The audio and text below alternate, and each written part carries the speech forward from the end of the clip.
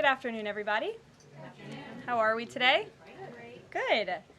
During his inaugural address, President Trump promised that America would be a manufacturing nation once again, and liberal pundits mocked him for it. But those critics were proven wrong once again.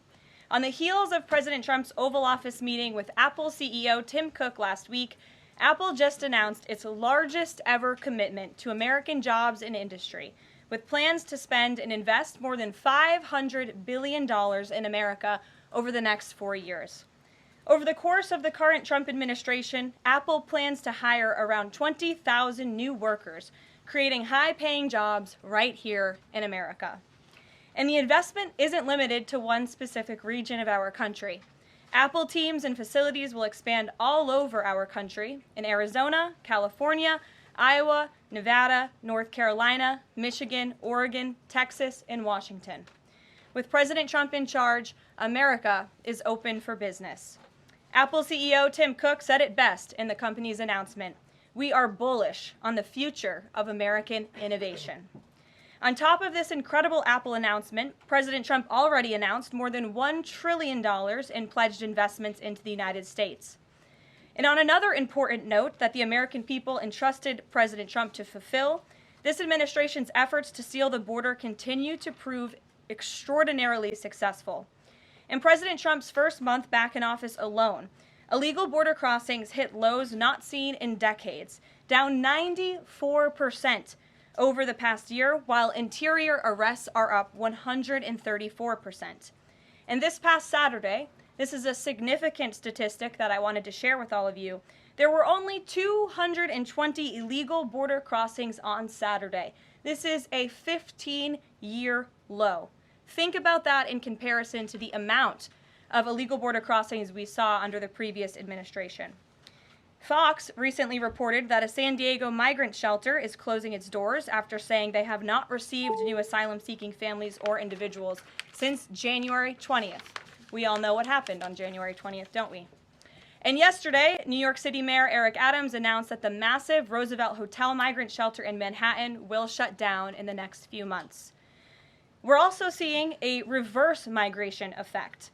There are now verified reports from the Associated Press of migrants abandoning their journey to the United States and heading back home. This is the first time the Border Patrol has received these reports since 2020, during President Trump's first term. The returning migrants claimed in interviews that the new heavy security posture adopted by the Trump administration was a significant reason for their decision to return to the countries of their origin. Overall, the American people continue to overwhelmingly give President Trump very positive remarks. Nearly every one of President Trump's policy initiatives are receiving strong majority support, and I have noted that in every briefing since Inauguration Day. 81% of Americans support deporting illegal migrant criminals from our nation's interior. 76% of Americans support the DOJ-led efforts of a full-scale investigation to find and eliminate fraud and waste in government expenditures. Again, this is from a Harvard-Harris poll, a very legitimate pollster. 76% of Americans support closing the border. 69% of Americans support President Trump's common-sense efforts to ban men from women's sports. As you all know, we celebrated that executive order at the White House a couple of weeks ago. 65% of Americans support the president's efforts to eliminate all preferences by race in the hiring and awarding of government contracts, which is another pledge that DOJ is working hard to fulfill. And 61% of Americans, vast majority, support the president's plan for reciprocal tariffs to ensure that other countries are treating us the way we have always been treated. Despite what many Democrats and media members want you to believe, the Trump agenda is not only necessary, but it is overwhelmingly popular. Why? Because it's driven by common sense. And finally, as you all saw yesterday, a federal judge denied the Associated Press's emergency motion for a temporary restraining order against myself, our Deputy Chief of Staff Taylor Budowich, and our Chief of Staff Susie Wiles for our decision to remove the Associated Press from the White House press pool for certain and special events. The judge's ruling, upholding our decision to deny the Associated Press such privileged access, reinforces the truth. And it reiterates what I said from this podium last week when that suit was filed. Asking the President of the United States questions in limited spaces, such as the Oval Office in Air Force One, is a privilege that unfortunately has only been granted to a few. It is not a legal right for all. The Trump administration has already proven to be the most transparent ever, and this president, the most accessible in history. This is evidenced by President Trump's daily press conferences in the Oval Office, where he takes many questions from the journalists who have the honor and privilege of standing before the beautiful, resolute desk. The president and this entire White House are committed to ensuring the American people continue to receive this same level of historic transparency, access, and visibility. In fact, we want to double down and give even greater access to the American people. We want more outlets and new outlets to have a chance to take part in the press pool, to cover this administration's unprecedented achievements up close, front and center. As you all know, for decades, a group of DC-based journalists, the White House Correspondents Association, has long dictated which journalists get to ask questions of the President of the United States in these most intimate spaces. Not anymore. I am proud to announce that we are going to give the power back to the people who read your papers, who watch your television shows, and who listen to your radio stations. Moving forward, the White House press pool will be determined by the White House press team. Legacy outlets who have participated in the press pool for decades will still be allowed to join, fear not, but we will also be offering the privilege to well-deserving outlets who have never been allowed to share in this awesome responsibility. Just like we added a new media seat in this briefing room, legacy media outlets who have been here for years will still participate in the pool, but new voices are going to be welcomed in as well. As part of these changes, we will continue the rotation amongst the 5 major television networks to ensure the President's remarks are heard far and wide around this world. We will add additional streaming services which reach different audiences than traditional cable and broadcast. This is the ever-changing landscape of the media in the United States today. We will continue to rotate a print pooler who has the great responsibility of quickly transcribing the President's remarks and disseminating them to the rest of the world. And we will add outlets to the print pool rotation who have long been denied the privilege to partake in this experience, but are committed to covering this White House beat. We will continue to rotate a radio pooler and add other radio hosts who have been denied access, especially local radio hosts who serve as the heartbeat of our country. And we will add additional outlets and reporters who are well suited to cover the news of the day and ask substantive questions of the President of the United States, depending on the news he is making on that given day. This administration is shaking up Washington in more ways than one. That's what we were elected to do. As I have said since the first day behind this podium, it's beyond time that the White House press operation reflects the media habits of the American people in 2025, not 1925. A select group of DC-based journalists should no longer have a monopoly over the privilege of press access at the White House.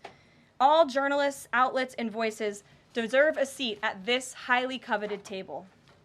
So by deciding which outlets make up the limited press pool on a day-to-day basis, the White House will be restoring power back to the American people who President Trump was elected to serve. So in that note, in our new media seat today, we have Shelby Talcott, who is a White House reporter for Semaphore.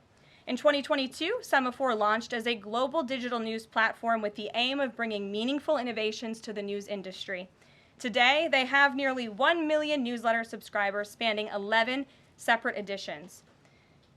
With that, Shelby, I will take your questions. Thanks, Caroline. I've got 2 for you. One on foreign policy. Over the weekend, the President's Special Missions Envoy, Rick Grenell, was talking about Venezuela, and he said that the President isn't someone who wants regime change. Other administration officials have made clear that they don't see Maduro as the rightful leader. What is this administration's policy on a new government in Venezuela? I think the President has made his position on Venezuela quite clear. He stands in opposition to the Maduro regime, and Secretary Rubio has spoken on this extensively as well. And then on Doge, last night Elon Musk said that a failure to respond a second time will result in termination. Will there be additional rounds of the did you do this week email from DOJ to federal workers? And what's the guidance on the federal workers who've been instructed by their agencies not to reply? So a couple of things on this. First of all, let's just take a step back and talk about this idea. The president sent out a truth last weekend to Elon Musk saying he loves everything Elon is doing and he wants him to be even more aggressive because DOJ thus far has proven incredibly successful in making our government more efficient. And so Elon and DOJ came up with this idea. Elon has implemented this at his private companies. It has proven successful. And it's a very simple idea when you think about it. All the Office of Personnel Management is asking, all this administration is asking, President Trump is asking, is for federal workers who live off of the American taxpayers' dime to send 5 bullet points of what they have done in the previous week. That is all we are asking for. And so the Office of Personnel and Management sent out additional guidance last night. Those responses should be directed to agency leadership. And the president defers to his cabinet secretaries, who he's obviously entrusted to pursue the guidance relative to their specific workforce. And for some of the agencies that you've seen who have said, please don't send these emails, it's in their best interest for that specific agency, and the president supports that. And let me be very clear, the president and Elon, his entire cabinet, are working as one unified team, and they are implementing these very common sense solutions. You're welcome. Jackie. One that you have until tonight. Elon Musk said a failure to respond a second time would result in termination. So is that a real deadline? Should federal workers be looking to that guidance, or should they be looking to the agency heads? Like, what is the actual deadline?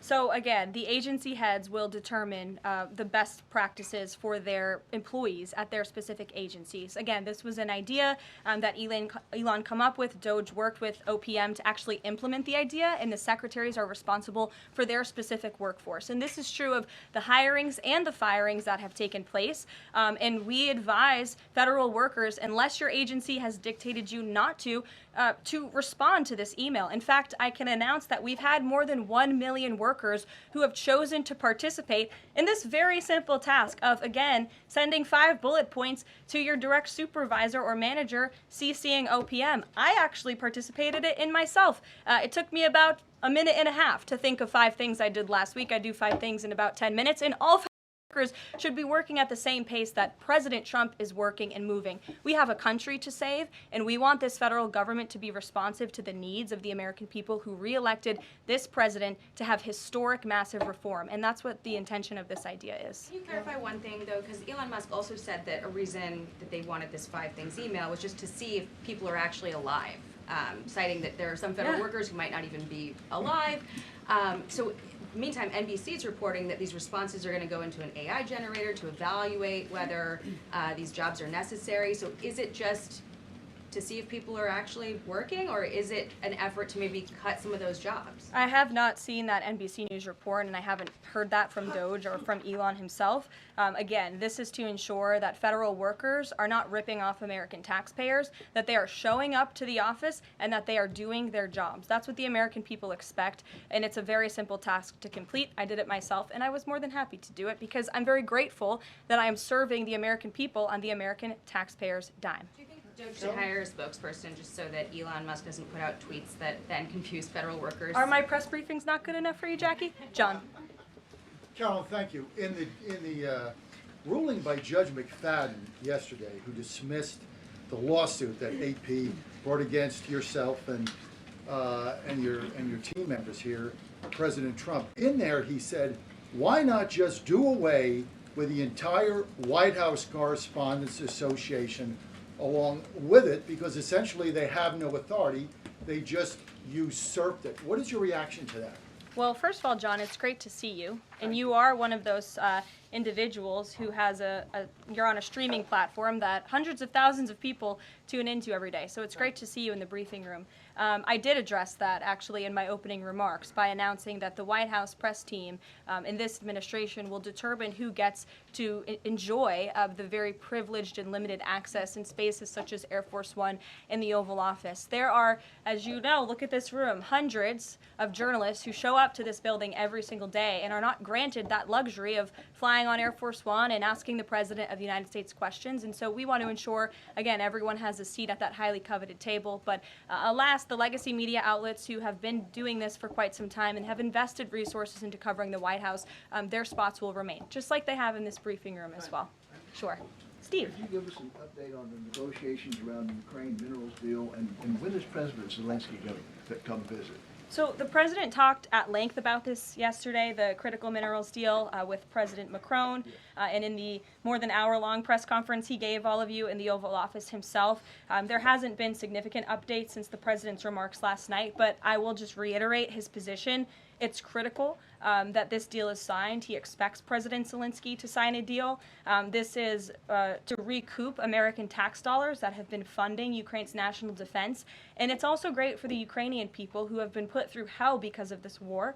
And it will create a lasting economic partnership as Ukraine will need to rebuild their country because of this brutal war. And just to follow, is Steve Witkoff delayed his trip to the Middle East so he can concentrate on this minerals deal? I don't want to comment on Mr. Witkoff's travel plans or read anything out just for obvious reasons, but he, remains very much working. That man is working around the clock to secure this deal with Russia and Ukraine alongside Secretary Rubio and Secretary Bessent, General Keith Kellogg. He's also working very hard to secure a peace deal in the Middle East as well. So God bless him, and he's working alongside the president every single day. Sure. Thanks, Caroline. The president's executive order creating DOGE called for the naming of a DOGE administrator. Who is the DOGE administrator? So the president tasked Elon Musk to oversee the DOGE effort.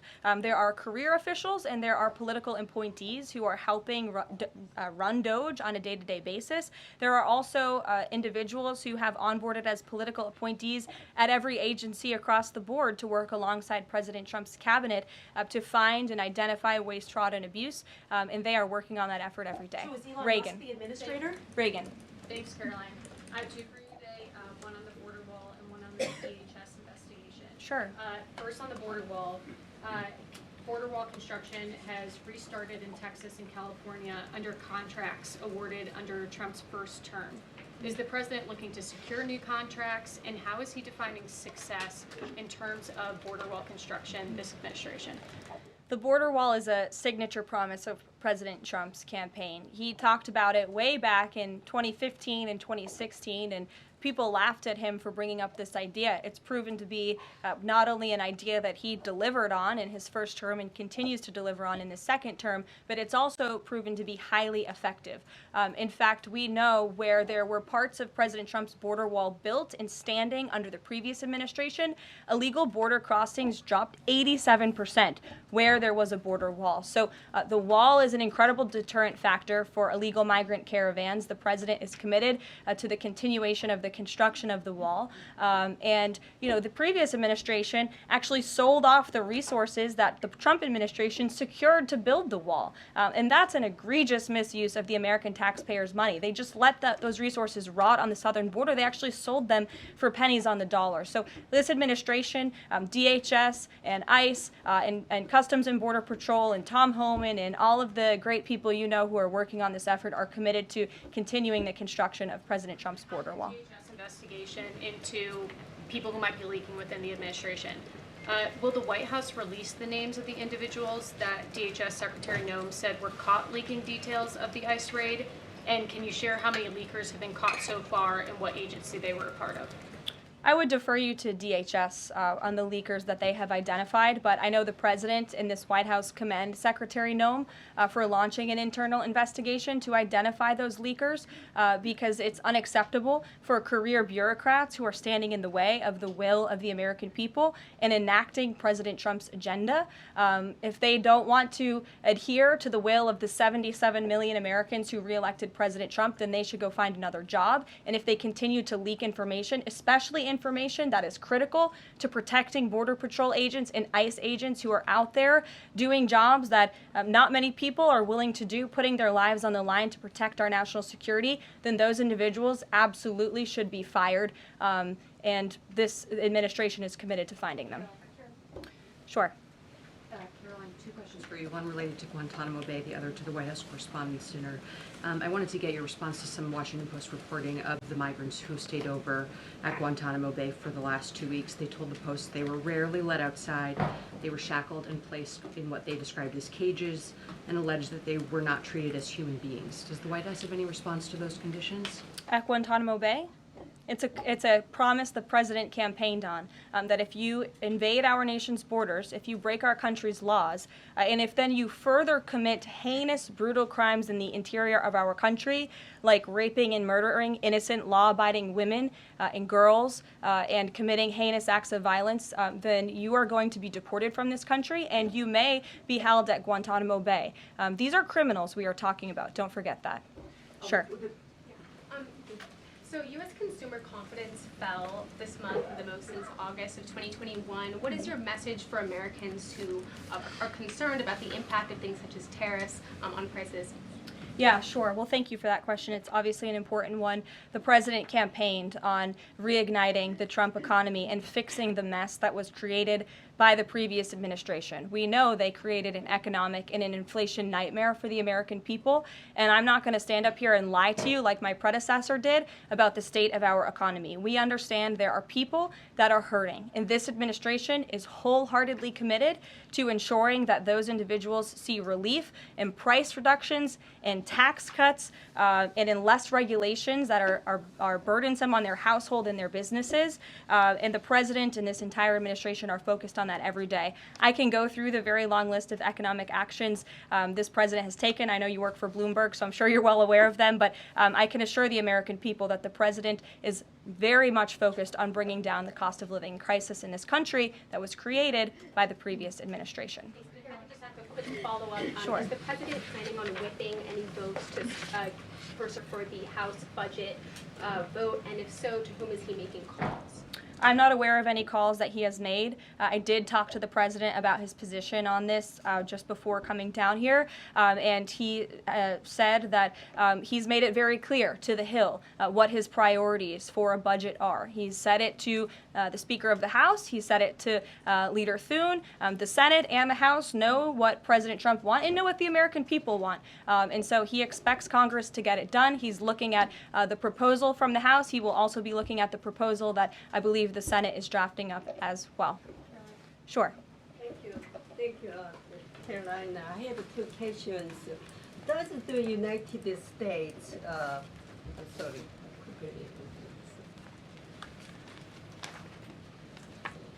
Well, why don't you identify your question and I'll come back to you. Sure, go ahead. So, what guarantee that Israel will withdraw from Lebanon soil after 2 weeks, as the ceasefire terms indicates? I'm not sure about the guarantee that you're referring to. I can tell you that this administration remains very much engaged. We know the deadline for the Phase 1 ceasefire is imminent. So Steve Witkoff, whom I mentioned earlier, and the president's administration and his team and the president himself remain very much engaged. We want to see the ceasefire continue, and the president has made it very clear he wants to see all of the hostages who have been held in captivity in Gaza returned home. Jeff. Caroline, is Elon Musk going to attend the president's first cabinet meeting tomorrow? He is, as a matter of fact. I spoke to the president about that before coming down here as well. And Elon, considering he is working alongside the president and our cabinet secretaries, this entire administration will be in attendance tomorrow just to talk about DOJ's efforts and how all of the cabinet secretaries are identifying waste, fraud, and abuse at their respective agencies. We look forward to the meeting tomorrow, and I think you'll be hearing from the president and his cabinet where they're on campus tomorrow. I hope you guys are excited. Since some of those cabinet members were caught off guard by the email Nobody was caught off guard. A few departments said they were caught off guard. The FBI was, the DOJ was. Did anonymous sources say that, or did the cabinet secretary say that? The cabinet secretaries and others have said that they were not aware that this was happening. So I'm wondering, will there be a give and take tomorrow at the cabinet meeting? Is Elon Musk or the president open to any type of dialogue about who is actually in charge of the chain of command of these workers? I would reject the premise of your question, Jeff. The cabinet secretaries have not said that. I know anonymous sources, probably career bureaucrats, have leaked that to many of you in this room. But as I said at the beginning of this press conference, everybody is working as one team, and the president respects the decisions of his cabinet secretaries to tell their staff, not to respond to that email because they did so out of interests of national security, and they don't want to obviously risk confidential information. It's pretty common sense. Dasha. Musk has obviously been doing a lot of work. He's been working every day, and a lot of the time weekends. He is designated as a special government employee, which means that he can only work 130 days per year. Is the White House expecting him to limit his work to 130 days, or are you going to work around those rules? Do you want to see him extend beyond the 130 So days? today is February 25th, so I think we've been here about 35 days roughly. So ask me in another 100 days. Daniel. Karoline, thank you. You opened up with a major announcement from Apple, $500 billion, 20,000 jobs, doubling its advanced manufacturing fund. Yeah. What does that signal that such a global brand would make what it called its largest ever spend commitment just a month into President Trump's second term? What does that signal about his economic vision for the country?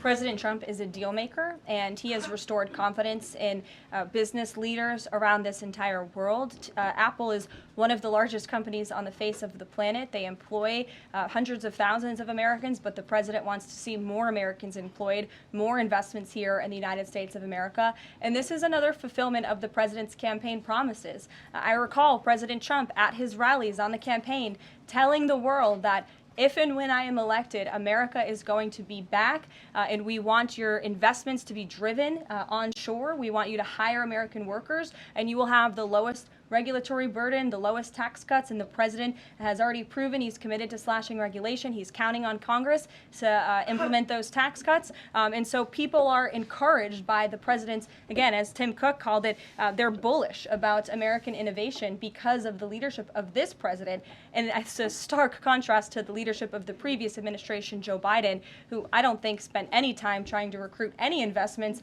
or jobs here at home. Mary.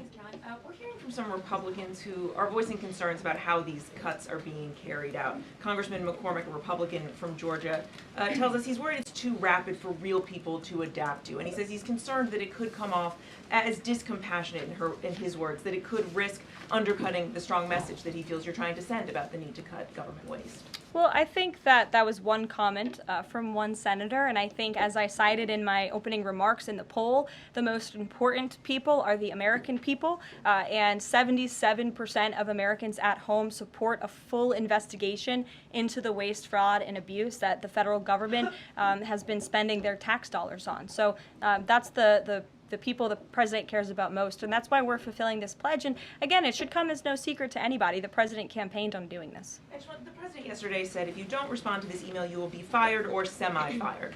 What does he mean by that? Again, I've been asked to answer this question 3 times now. It is semi-fired. But it's in the memo. The president again has entrusted his cabinet secretaries to oversee their workforce. That's why he nominated them to be cabinet secretaries, and so federal workers can be directed to their agency leadership. Sure. Great, thanks, Caroline. I wanted to ask about a federal judge yesterday was saying that they didn't know who the Doge administrator was and was asking the lawyer for the administration who it was, and the lawyer responded, I don't know the answer to that. Can you tell us who the administrator of Doge is? Again, I've been asked and answered this question. Elon Musk is overseeing Doge. There are No, Elon Musk is a special government employee, which I've also been asked and have answered that question as well. There are career officials at Doge. There are political appointees at Doge. I'm not going to reveal the name of that individual from this podium. I'm happy to follow up and provide that to you. But we've been incredibly transparent about the way that Doge is working. John. The Republican budget. Thanks a lot, Caroline. Since your last briefing, there have been some personnel moves that have been announced by the president, and I wanted to ask you about them. One was the president replacing the chairman of the Joint Chiefs of Staff, General C.Q. Brown, Jr. What was the reason for the president naming a replacement for General Brown? And then I'll follow up with another personnel announcement that's been made over the last few days. He thinks he's doing a bad job, and it's time for a shakeup at the Pentagon. They failed 7 audits in a row. The trust in our United States military amongst the war fighters is low.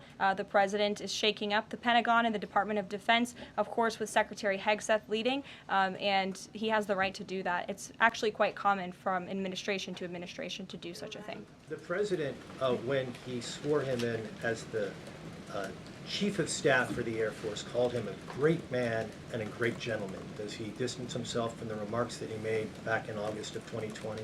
I think replacing him speaks for itself. James. James. One other one, if I'm sorry. Thank you.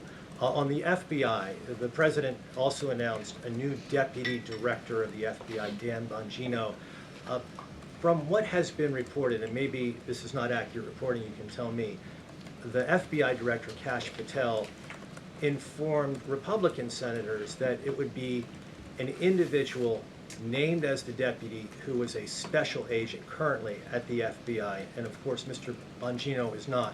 What was the reason for naming Mr. Bongino to this position, and was Mr.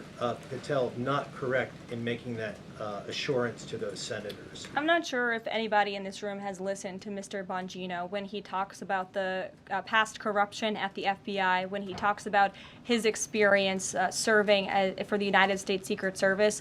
This is a man who loves his country and who has honorably served our country in ways that many people have not. He understands the depth of the corruption at these institutions, which the American people re-elected President Trump to shake up. And I think it's quite despicable to see many networks in this room who have had chyrons on their television screens labeling Mr. Bongino as a far-right podcaster. He is not. He is a former law enforcement agent. He is a former Secret Service agent who put his life on the line to protect this country, and that is why the President of the United States has entrusted him for this important role. He's also an outsider to this Washington swamp, and we often see that when outsiders are appointed to such coveted positions, a lot of people in this city get very, very nervous, and they should be, because Dan Bongino and Kash Patel and Attorney General Bondi are focused on rooting out the corruption at these agencies and ending the weaponization of government once and for all. I'd like to end with something. As you all know, you know what, James? I'm feeling generous. Go ahead. I will take it. Thank you, Karoline. Sure. I wanted to ask Don't make about, me regret this. I wanted to ask about the Macron visit and the Russia-Ukraine talks in general. Sure. It's pretty clear to my eye that President Macron was performing a kind of delicate dance, lavishing praise on the president while seeking in his own remarks to try to bind President Trump to positions and even specific language that the president has not committed to heretofore. One of the most bracing comments from President Macron was when he said that the deal that President Trump is negotiating with the Russians must not be, quote, a surrender for Ukraine. All of the public points that we have heard from President Trump, from Secretary Hegseth, and from other administration officials talking about these negotiations have averred to, quite openly, to concessions from the Ukrainians that will have to be made. The minerals deal, the abandonment of their NATO ambitions, and other elements. So far, we have not heard any administration official suggest a single concession that the Russians should be prepared to make. And so I wonder if you could assure us, at a minimum, that this negotiation process will not be as one-sided as the Europeans seem to think it is, that in fact, President Putin will also be made to engage in some concessions to reach this deal. Well, I think the president knows how to make a deal better than anyone who has ever assumed the office of the American presidency. And in order to make a deal, you have to bring both sides to the table. And typically when you make a good deal, both sides leave that table a little bit unhappy. I'm not going to outline the concessions that the president and his team are engaged in discussing. These are obviously ongoing negotiations, and it would be unwise of me to impede them from this podium. But the president has made significant improvements in ending this conflict. He is committed to seeing an end to the war. He wants to see the bloodshed and the killing stopped. He wants to stop seeing young men being killed and slaughtered. This has been going on for far too long. The president inherited this mess because of the incompetence of the previous administration, and he's committed to fixing it. And he's made, some of those concessions clear, but I'm not going to get ahead of him on additional ones. But he is wholeheartedly committed to striking a peace deal in Russia and Ukraine, also in the Middle East. Thank you very much, guys. Good to see you. We'll see you later. Thank you.